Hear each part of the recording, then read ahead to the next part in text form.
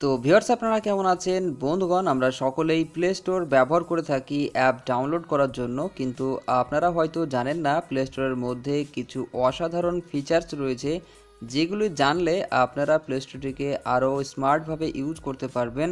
তো আজকের ভিডিওতে আমি আপনাদের এই ফিচার্সগুলি সম্পর্কে কথা বলবো, যেগুলো জেনে আপনারা প্লে স্টোরটিকে আরও স্মার্টভাবে ইউজ করতে পারবেন।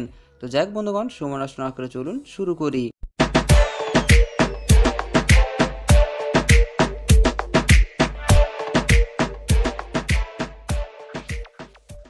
ইউটিউবের লেটেস্ট ভিডিওগুলো সবার আগে দেখার জন্য মাল্টিটেক চ্যানেল সাবস্ক্রাইব করুন, আর সাবস্ক্রাইবের পাশে যে নোটিফিকেশন বেল আইকনটি আছে সেটি অন করে দিন। তো ভিউয়ার্স আপনারা সর্বপ্রথম প্লে স্টোর ওপেন করুন এবং আজকের লিস্টে সর্বপ্রথম ফিচার্সটির জন্য সিম্পলি আপনারা থ্রি লাইনসে ক্লিক করুন। এরপর আপনারা নিচের দিকে চলে যান, নিচের দিকে গেলে পেয়ে যাবেন সেটিংস। তো সিম্পলি সেটিংসে ক্লিক করুন। সেটিংসে ক্লিক করার পর এখানে পেয়ে যাবেন প্যারেন্টাল কন্ট্রোল। তো এখানে ক্লিক করুন। এখানে ক্লিক করে দেখবেন এটি অফ রয়েছে, তো সিম্পলি এটাকে অন করে দিন। অন করলে এখানে একটি পিন ক্রিয়েট করতে বলবে, তো আপনারা একটি পিন দিয়ে নেবেন। আমি এখানে দিয়ে নিচ্ছি 1 2 3 4। একই পিন আপনারা আরেকবার দিয়ে নেবেন। দেওয়ার পর এখানে পেয়ে যাবেন অ্যাপস অ্যান্ড গেমস। তো সিম্পলি এখানে ক্লিক করবেন। এখানে ক্লিক করলে দেখতে পাচ্ছেন বিভিন্ন এজ রয়েছে, যেমন 3 7 12 16 18। তো এখানে আপনারা এজটা সিলেক্ট করতে পারেন। আপনারা যদি কোনো ছেলে কিংবা মেয়ে মোবাইল ব্যবহার করে এবং তারা যদি 18-র নিচে হয়, তাদের বয়স যদি 18-র নিচে হয়, সেক্ষেত্রে আপনারা তার মোবাইলটা নিয়ে এখানে এজটা সিলেক্ট করে দিতে পারেন। আপনি যে এজটা সিলেক্ট করবেন সেই এজ অনুযায়ী প্লে স্টোর থেকে তারা অ্যাপগুলোকে ডাউনলোড করতে পারবে। তো এটা হলো একটি প্লে স্টোরের দারুণ ফিচার্স, এটা আপনারা ইউজ করতে পারেন। 2 নম্বর ফিচার্সটি হলো উইশ লিস্ট। বন্ধুগণ, অনেক ক্ষেত্রে দেখা যায় প্লে স্টোরে কোনো একটি অ্যাপ হয়তো আমাদের ভালো লাগলো, এখন সেই অ্যাপটি ডাউনলোড করতে গিয়ে দেখি এমবি ফ্রি নেই কিংবা সময়ের অভাবে সেই অ্যাপটি ডাউনলোড করতে পারি না এবং ভাবি পরে ডাউনলোড করব, কিন্তু পরে ডাউনলোড করতে গিয়ে দেখি সেই অ্যাপটি শো হচ্ছে না, সেই অ্যাপটি ডাউনলোড করতে পারি না। এক্ষেত্রে অনেকে সেই অ্যাপের স্ক্রিনশট ব্যবহার করে থাকেন, স্ক্রিনশট নিয়ে থাকেন এবং পরে সেটাকে ডাউনলোড করেন, কিন্তু যারা স্ক্রিনশট নেন না তারা সেই অ্যাপটিকে ডাউনলোড করতে পারেন না।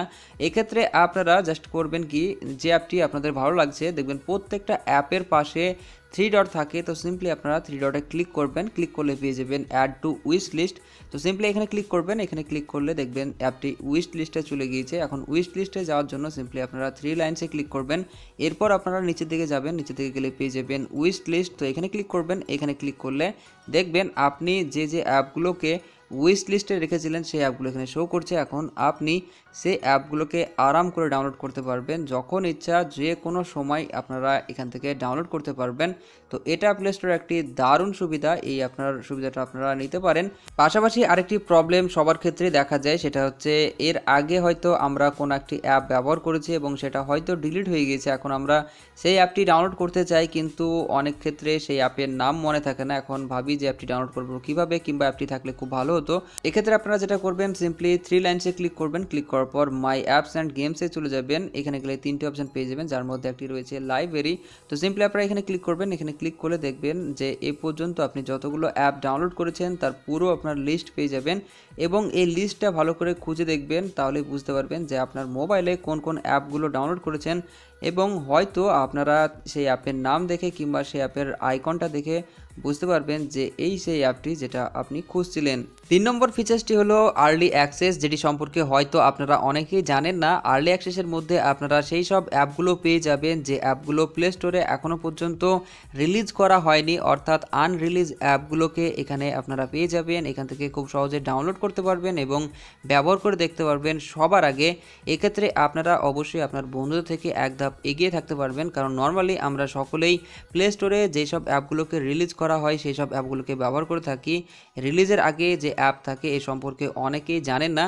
তো আপনারা সিম্পলি এখানে চলে আসবেন আর্লি অ্যাক্সেসে। এখানে আসলে দেখবেন বিভিন্ন ধরনের অ্যাপ রয়েছে যে অ্যাপগুলো এখনও পর্যন্ত প্লে স্টোরে রিলিজ করা হয়নি, কিন্তু আপনারা রিলিজের আগেই ব্যবহার করে দেখতে পারবেন।